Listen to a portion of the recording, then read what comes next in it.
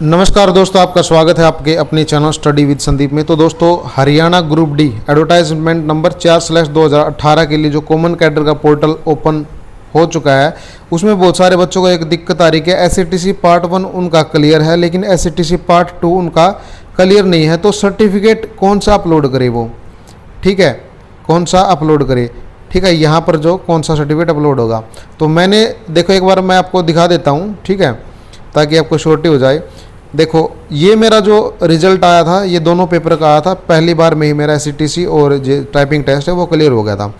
इसमें देखो, basic knowledge of computer test है, जो 25 नंबर आपको लेने होते हैं, 50 में से कोई नेगेटिव मार्किंग नहीं होती। इसमें मेरे नंबर आए थे 33, ठीक है। और जी टाइपिंग स्पीड आई थी 40 की, इंग्लिश में मैंने टाइपिंग दी थी। ये है दोनों टेस्ट का रिजल्ट, पार्ट 1 और पार्ट 2। लेकिन जिन कैंडिडेट का केवल पार्ट 1 क्लियर हुआ है, वो कौन सा सर्टिफिकेट डाले, कहाँ से सर्टिफिकेट डाउनलोड करें।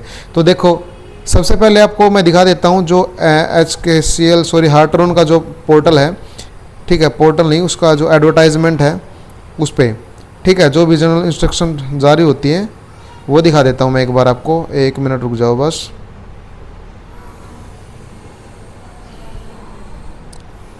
प्रोस्पेक्ट डाउनलोड कर लेते हैं, मैंने डाउनलोड कर रखा है, ठीक है। कि जो सर्टिफिकेट है वो किसको इशू होता है, एसएटीसी का जो सर्टिफिकेट है किसको मिलता है, क्योंकि बहुत सारे का रिजल्ट आया हुआ है, कम से कम 15-20 दिन हो लिए, लेकिन उनका सर्टिफिकेट अब तक नहीं आया। तो सबसे पहले ये देख लो, 10.0 है जो इशुएंस सर्टिफिकेट ऑफ सर्टिफिकेट, ठीक है।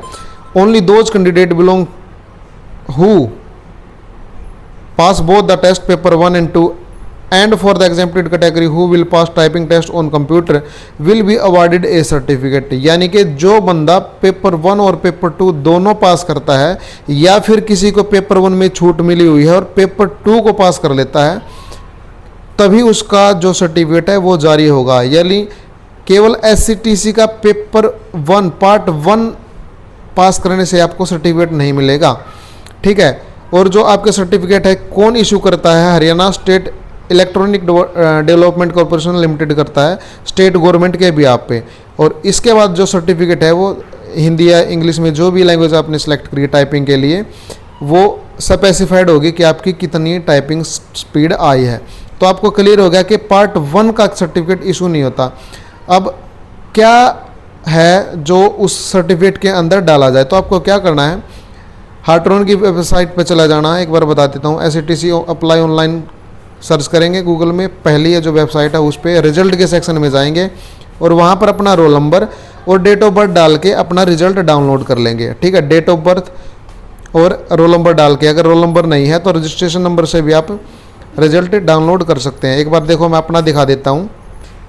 जैसे मेरा ये रोल नंबर है 23-120-813, इसमें मैं डाल देता हूँ 23-120-813 रोल नंबर, ठीक है,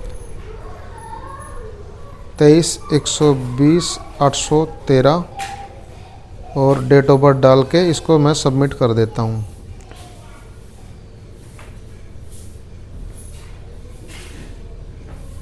ये मैंने कर दिया सबमिट। तो देखो, रिजल्ट आपके सामने है, ठीक है। रोल नंबर,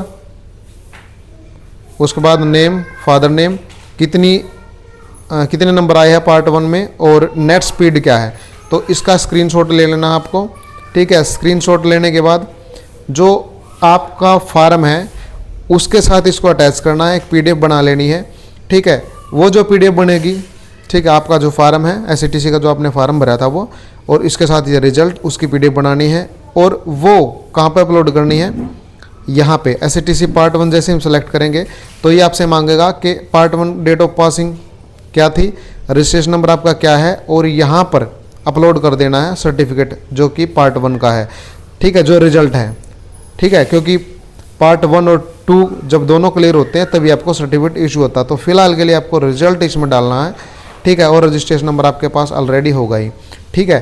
तो यही जानकारी शेयर करनी थी।